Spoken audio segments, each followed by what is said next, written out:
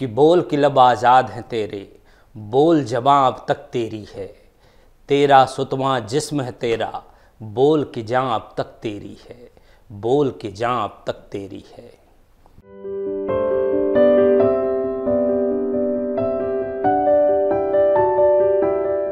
वो बात सारे फसाने में जिसका जिक्र न था, वो बात उनको बहुत नागवार गुजरी है। न गुल खिले हैं न उनसे मिले न मैं पी है, अजीब रंग में अब के बहार गुजरी है, अजीब रंग में अब के बहार गुजरी है। फैज़ अहमद फैज़ शायरी के एक नए स्कूल के संस्थापक, जिसने आधुनिक उर्दू शायरी को अंतर्राष्ट्रीय स्तर पर पहचान दिलाई। फैज़ साहब के यहाँ क्रांति और रोमांटिसिज्म का मिला जुला रूप देखने को मिलेगा आपको। मैदान वफा दरबार नहीं या नाम और नसब की पूछ कहाँ, आशिक तो किसी का नाम नहीं, कुछ इश्क किसी की जात नहीं। गरबाजी इश्क की बाजी है जो चाहो लगा दो डर कैसा, गरबाजी इश्क की बाजी है जो चाहो लगा दो डर कैसा। गर जीत गए तो क्या कहना, हारे भी तो बाजी मात नहीं, हारे भी तो बाजी मात नहीं।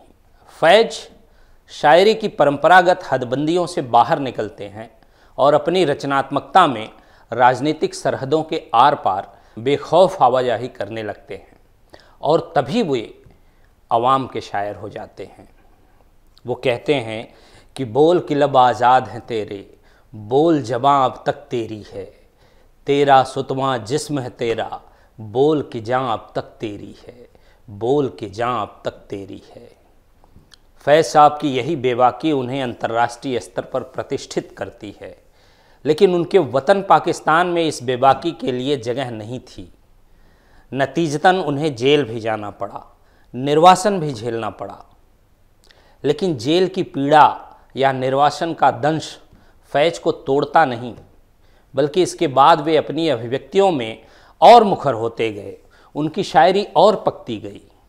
और वो फरमाते हैं कि ज़िंदगी क्या किसी मुफलिस की क़बा है जिसमें, ज़िंदगी क्या किसी मुफलिस की क़बा है जिसमें, हर घड़ी दर्द के पैबंद लगे जाते हैं, हर सदा पर लगे हैं कान यहाँ, दिल संभाले रहो जबा की तरह, दिल संभाले रहो जबा की तरह।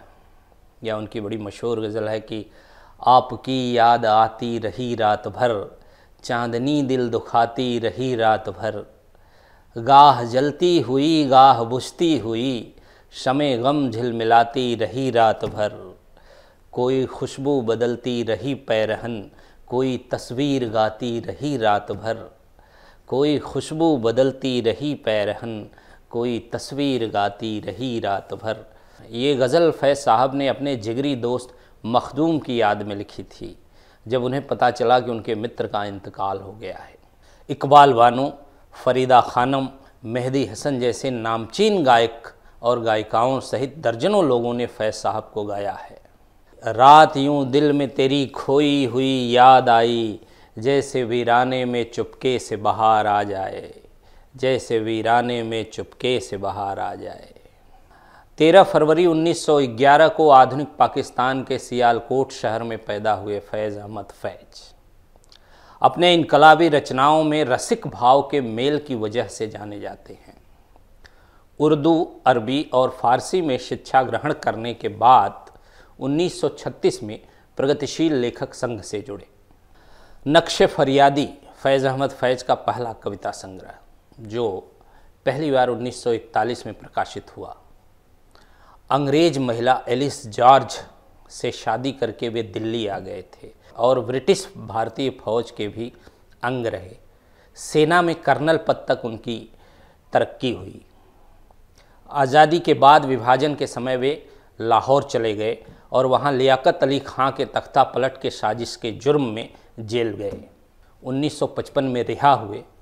उसके बाद 1962 तक पाकिस्तानी कला परिषद में रहे। वहाँ से निकलने के बाद भ्रमण पर निकल गए और दुनिया के कई देशों का भ्रमण किया। 20 नवंबर 1984 को उनका निधन हुआ और आखिरी संग्रह गुबारे अय्याम उनके मरने के बाद ही प्रकाशित हो पाया। नसीब आजमाने के दिन आ रहे हैं, करीब उनके आने के दिन आ रहे हैं, नसीब आजमाने के दिन आ रहे हैं, करीब उनके आने के दिन आ रहे हैं। जो दिल से कहा है, जो दिल से सुना है, सब उनको सुनाने के दिन आ रहे हैं, सब उनको सुनाने के दिन आ रहे हैं। फैज़ साहब कहीं कहीं बहुत नाजुक मिजाज शायर नज़र आते हैं तो कहीं नारेबाजी की हद तक पहुंच जाते हैं, लेकिन उनका लहजा हमेशा से मोहब्बत से भरा रहा है। राज़े उल्फत छुपा के देख लिया, दिल बहुत कुछ जला के देख लिया। राज़े उल्फत छुपा के देख लिया, दिल बहुत कुछ जला के देख लिया। और क्या देखने को बाकी है, आपसे दिल लगा के देख लिया। या उनकी एक नज़्म है, मोती हो कि शीशा जाम की दुर, मोती हो कि शीशा जाम की दुर, जो टूट गया सो टूट गया। कब अश्कों से जुड़ सकता है, जो टूट गया सो छूट गया। तुम नाहक टुकड़े चुन चुन कर दामन में छुपाए बैठे हो, तुम नाहक टुकड़े चुन चुन कर दामन में छुपाए बैठे हो। शीशों का मसीहा कोई नहीं, क्या आस लगाए बैठे हो। लगभग 5 साल उन्होंने पाकिस्तान की विभिन्न जेलों में गुजारे। आखिर अप्रैल 1955 में उनकी सज़ा माफ़ की गई। रिहाई के बाद वो लंदन चले गए। 1958 में फैज़ साहब पाकिस्तान वापस आए, लेकिन जेल खाना एक बार फिर उनका इंतज़ार कर रहा था। सिकंदर मिर्ज़ा की हुकूमत से कम्युनिस्ट साहित्य प्रकाशित करने और बांटने के इल्ज़ाम में उनको गिरफ्तार कर लिया गया। इस बार उनको अपने प्रशंसक जुल्फ़िकार अली भुट्टो की कोशिशों के नतीजे में 1960 में रिहाई मिली और वो पहले मार्च को फिर वहाँ से लंदन चले गए। नक्श फरियादी, दस्ते सबा, ज़िंदगी नामा, मीज़ान, सरे वादिये सीना, मेरे दिल मेरे मुसाफिर, सारे सुखन हमारे उनकी प्रमुख रचनाएं हैं। 1963 में फैज़ साहब को रशिया में लेनिन शांति पुरस्कार से नवाजा गया। इसके बाद उन्हें नोबेल के लिए भी नामांकित किया गया था, लेकिन 84 में उनका निधन हो गया। ये थी कुछ बातें फैज़ साहब से संबंधित। शुक्रिया।